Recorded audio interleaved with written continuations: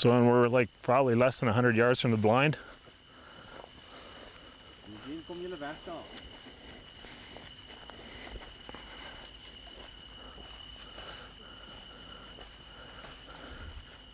There's some good blood. Really good.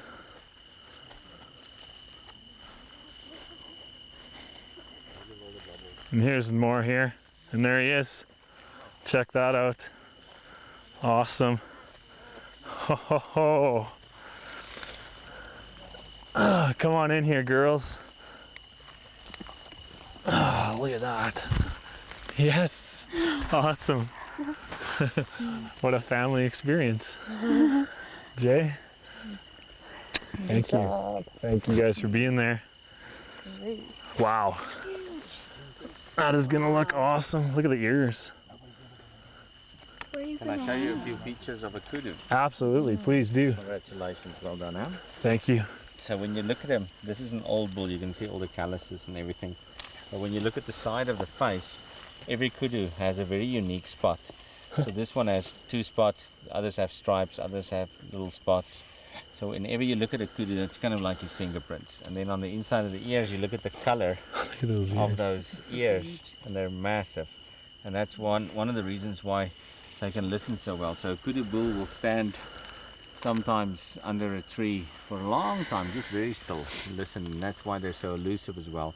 You don't even know he's there. You look at the color of this neck, see how dark it is? Yeah. The older they get, the darker they get. And then the last thing a kudu does just before they die is they have a tear that comes down the eye. Huh. And that's always very significant about a kudu kill. Now this one you can see the nose, so you've obviously hit blood through the lungs.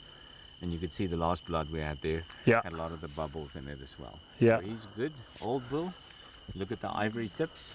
Yeah, beautiful. They always happen just when a bull is really mature. And oftentimes they'll be anything 48 and up. They'll start having those ivory tips. Nice. So this is a 49 incher. Your right horn's a little longer than the left. Yeah. But they are beautiful curls. This is going to make a beautiful trophy. Oh, that's awesome. Thank you so much. Well done.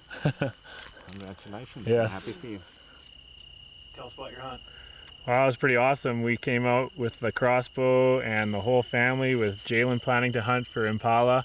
And we started talking about the possible kudu that might come in here that has been seen here a bit lately, and we weren't even sure if we were going to shoot. But when Christelle started handing me my quiver, I thought that was a yes. So we went ahead. Once he came in, we weren't even ready at all. Like, my bow was on the ground behind her chair, the arrows were in another spot. So we just took our time. We had a little bit of noise in there moving around, but he settled in. I think the zebras at the water helped, which is pretty cool to see them come in too. And then managed to get the full draw, and he turned broadside, and it looked good, but I was having a hard time seeing my pins because it was right at about 6 o'clock, so it was hard to see the pin, but I knew he was pretty close, so right on the shoulder. And then we prayed to hope that it was a good shot, and waited until the truck came, which was about 15 minutes later. And they got on the trail right away and found him probably about 120 yards maybe from the blind. So it was pretty awesome. Once in a lifetime chance for sure.